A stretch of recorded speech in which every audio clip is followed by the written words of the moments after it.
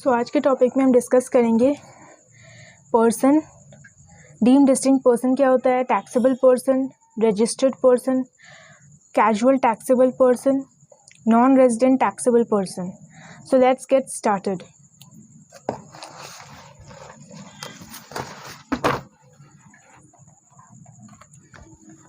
GST में ये 8th class है. पर्सन, पर्सन क्या होता है, जैसे इंडिविजुअल हो गया, इंडिविजुअल, ठीक है, हिंदू अनडिवाइडेड फैमिली HUF बोलते हैं. कंपनी हो गया, फर्म, लिमिटेड लायबिलिटी पार्टनरशिप जिसे हम LLP भी बोलते हैं. AOP, association of person trust. फिर CG और SG मतलब सेंट्रल गवर्नमेंट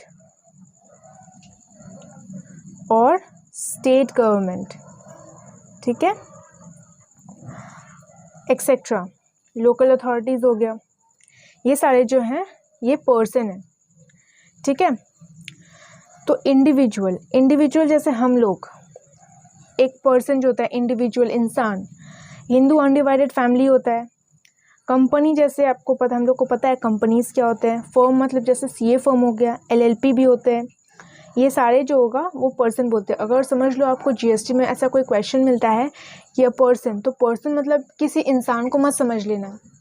GST में सिर्फ पर्सन मतलब सिर्फ इंसान नहीं होता. इनफैक्ट टैक्स में पर्सन मतलब सिर्फ एक इंसान नहीं, बल्कि कंपनी हो सकता है, फर्म हो सकता है, ट्रस्ट हो सकता है, सेंट्रल गवर्नमेंट या स्टेट गवर्नमेंट हो सकता है, एक्सेट्रा, ठीक है. फिर नेक्स्ट क्या है, deemed distinct person. Deemed distinct person under section 25 of CGST act 2017. तो डीम्ड डिस्टिंक्ट पर्सन क्या होता है, a person who is required to obtain more than one registration in the same state or union territory or in different state or union territory. मतलब कि एक person है जिसे, एक पर्सन है मतलब कि एक, देखो अब सिर्फ एक पर्सन में क्या आता है, इंडिविजुअल आता है, HUF हो सकता है, कंपनी हो सकता है, ट्रस्ट हो सकता है, कुछ भी हो सकता है, राइट, फर्म हो सकता है, LLP हो सकता है, एक्सेट्रा, ठीक है, जिसे एक से ज़्यादा रजिस्ट्रेशन लेने की ज़रूरत है, चाहे वो एक ही स्टेट में हो, चाहे वो डिफरेंट स्टेट में हो. अब ऐसा क्यों है, देखो डिफरेंट स्टेट में तो लेना ही है, लेकिन एक स्टेट में रजिस्ट्रेशन लेना कंपलसरी कब होता है ये हम आगे जाकर डिस्कस करेंगे, ठीक है. तो अभी इतने के लिए आप समझ लो, एक डीम्ड डिस्टिंक्ट पर्सन मतलब कि एक पर्सन जिसको एक से ज़्यादा रजिस्ट्रेशन लेना पड़ रहा है.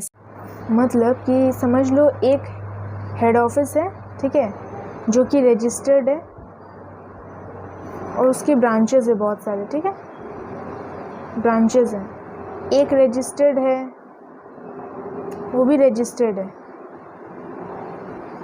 तो अब क्या हुआ, सब रजिस्टर्ड है. अब इनके बीच भी जो सप्लाई होगा ना, उस पर भी GST लगेगा, उसे भी सप्लाई माना जाएगा. मतलब इनके बीच भी अगर कोई ट्रांजैक्शन होता है तो उसे भी सप्लाई मानकर GST लगेगा, राइट, क्योंकि इन लोगों को डीम्ड डिस्टिंक्ट पर्सन माना गया है, अलग अलग पर्सन माना गया है, ठीक है. नेक्स्ट क्या आता है, टैक्सेबल पर्सन. टैक्सेबल पर्सन, इसका सेक्शन क्या है, 2 सबसेक्शन 107. टैक्सेबल पर्सन मतलब जो कि रजिस्टर्ड होते हैं या फिर उनको रजिस्ट्रेशन लेना ज़रूरी है, लायबल टू बी रजिस्टर्ड, ठीक है, जो registered, a person who is required और लायबल टू बी रजिस्टर्ड, ठीक है, टैक्सेबल पर्सन हो गया. अब रजिस्टर्ड पर्सन क्या होता है, registered person registered but does not have UIN. मतलब पर्सन जो रजिस्टर्ड तो होते हैं बट उनका यूनिक आइडेंटिफिकेशन नंबर नहीं होता.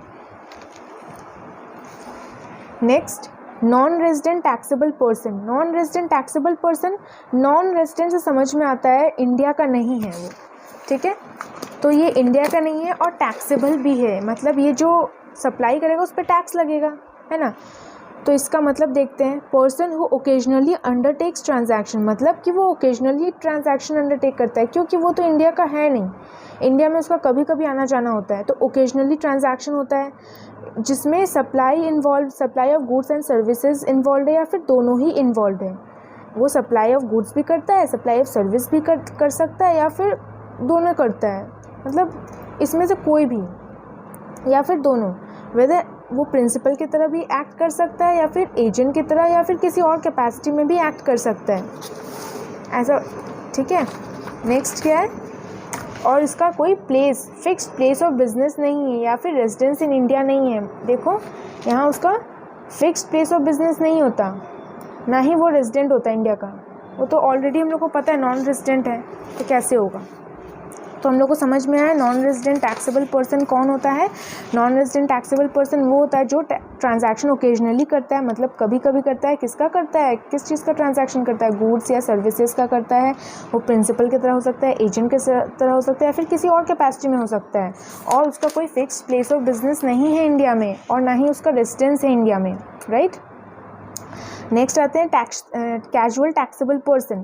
कैजुअल टैक्सेबल पर्सन मतलब जो कि ओकेजनली अंडरटेक करता है ट्रांजैक्शन। ये देखो, ये कैजुअल टैक्सेबल पर्सन और नॉन रेजिडेंट टैक्सेबल पर्सन पूरा सेम है, सिर्फ एक चीज़ अलग है कि यहाँ इसका रेजिडेंस नहीं रहता है, has no residence in India, ठीक है, और इसका यहाँ रेजिडेंस नहीं लिखा हुआ है, बस no fixed place of business तो यहाँ भी है, यहाँ भी है, बाकी सब सेम है। तो हम एक बार डिस्कस कर लेते हैं क्या है।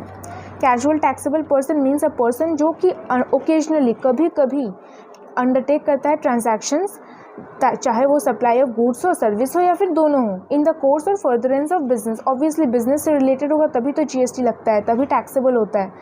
चाहे वो प्रिंसिपल की तरह एक्ट करे, एजेंट की तरह एक्ट करे, या फिर किसी और कैपेसिटी में एक्ट करे इन अ स्टेट और यूनियन टेरिटरी, या जहाँ उसका कोई फिक्स प्लेस ऑफ बिजनेस नहीं है।